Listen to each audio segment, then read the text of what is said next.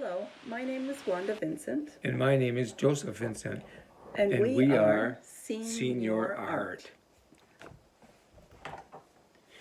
Today we want to talk about 3 items in painting that we learned.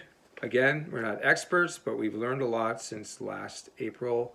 We talked about last April in 2023. We started painting together. First thing we want to talk about is brushes. Second will be paint. Third will be paper. So about brushes, you don't want to use like Walmart brushes or really cheapy brushes. You want to get good quality brushes. Well, yeah, when we started out, we didn't have good quality brushes. We started with cheap brushes, and then we went on to getting. Hang on, sorry.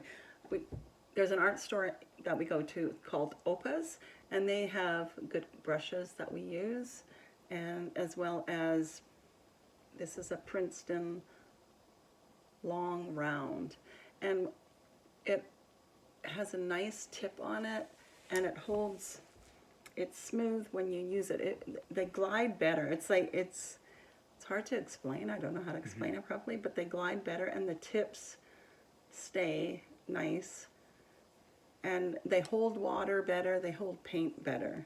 If you're painting like a window of a house or something and you're trying to get the corner, these type of brushes, you can get right in there and just get it perfect.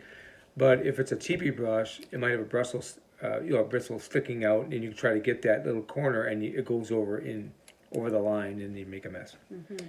And Princeton also has a travel brush kit, and I've been using these since I got them at Christmas, and I love them, even though they're supposed to be for travel. But they come apart, and you put it together, and they're really a nice brush. Very They're nice. Princeton Neptune, and then also this is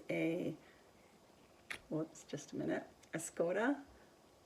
It's an Skoda Ultimo size 12 brush, and this holds water and paint yeah, it's beautiful. It really holds the water, really soaks up the water and paint. And so when if you want to do a wash on your paper beforehand, this is really good for that, and good for just doing really wet on wet. It's perfect. Awesome. Well, now we're going to paint.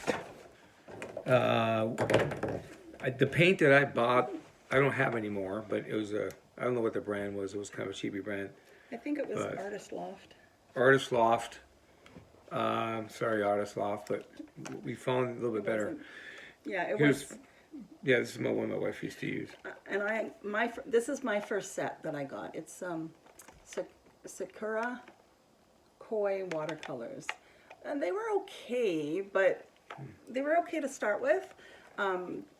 They were a bit more expensive than the ones he got, but so this is what they look like on the inside, and it comes with a little water brush that comes apart, and you take this thing off, you fill this with water, and you turn it together. And I still use this brush. I actually like the brush. Yeah, it's really nice.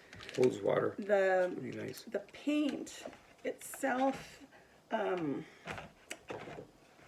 just a minute, I'll show you a picture I did. So this was a picture I did with that paint when I was first learning. That was back in April 2023. And I don't know if you can see it, but if you can look at the paint, it's a bit chalky or matted looking. And then if you look at this paint, this picture, can you see that? Yeah, it looks good. It's this is done with Daniel Smith paint, and yeah, Daniel Smith. and also Opus brand paint. So Daniel Smith paint is really a good paint. It's a good quality paint. It's professional artists use it. Not that we're professional, because we're just learning still a lot. There's so much to learn. This is really good paint. We tried Van Gogh. I tried Van Gogh. I had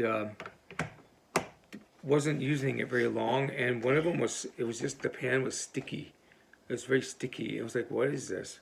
So I don't know if it was a bad paint or what, but we don't buy it. We haven't used them since. They're pretty expensive. So we just quit using those ones. And as for price, I mean, Daniel Smith paint is not like cheap, but it does last a long time, because good quality paint will last you, because you don't have to use very much of it at all. With this, I had to like get the brush in there to try like harder to get paint out. It was a lot harder to get the paint out, and then it would trying to smooth it onto the paper and spread it. It just wasn't as nice. I do like the little case though, it's cute. So yeah, so now we're going to go into, again, what we learned with paper. This was a big thing too. Yeah, we're going to show you some stuff here. I'm going to show you a quick picture I did in May. This is on May 2023. May 2023. Yeah, mixed media, Canson paper. And there's the picture, some building down in where we live. Just drew it out. And then there's another paper that's good to use. It's called Hanemühle, the German paper. They come in these little books. It's a better quality. This is a good. This is 100% cotton, which is better. Mixed media isn't cotton. If there's any cotton in it, it's very little, if not any at all. This is the one I did.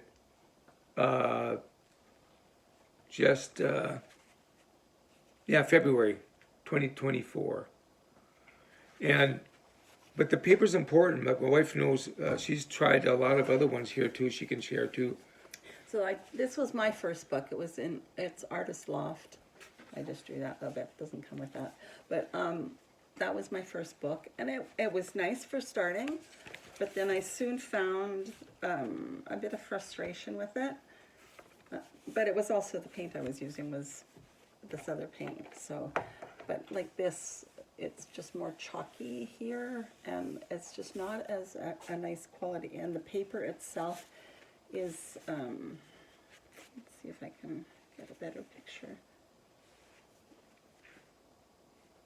Well, anyway, the paper, spreading the paint on the paper is just not as nice. I went from that to Fabriano.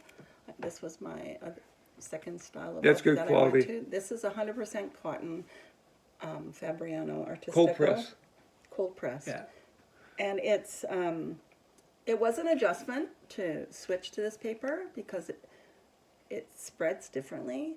But once I adjusted, I found this so much better. The paint does a lot of weird things on paper that isn't that good. And then you can get frustrated, and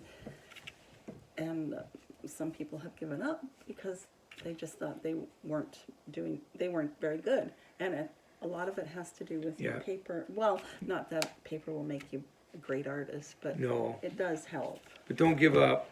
Yeah, Don't keep use cheapy practicing. stuff. But I was amazed at this Canson stuff. There's a Canson watercolor too.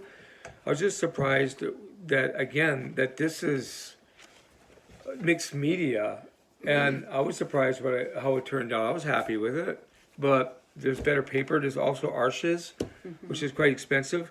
I've been using doing little small paintings with I made a little book, 2x2, and I did little tiny paintings in it. This is Arches, rough.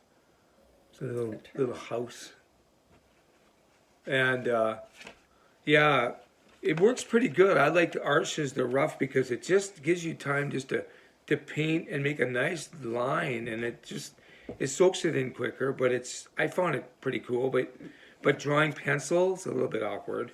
You have to work at it a bit. You can see the ridges. There's lots of ridges on here. I don't know if you can actually see it. You have to look at it. Maybe, you can't really see the ridges. There you go, a little bit there. But yeah, so anyway, paper's important. There's some other brands out there that are kind of iffy. Cold press, no, hot press. What did we find about hot press? Hot press is good. Like, I bought Fabriano hot press 100% cotton paper by accident one time, and I tried using it, and some people really love it. It's like a really smooth paper, and it's for fine detail. I guess it's really good, but I didn't like it. Yeah. Also, another paper that's really good, but it's also expensive, is Arches paper. Yeah. It's Yeah. 100% cotton. You can get cold press, hot press, and rough, and it's really good paper, but it isn't cheap. But look for where they say cotton on it.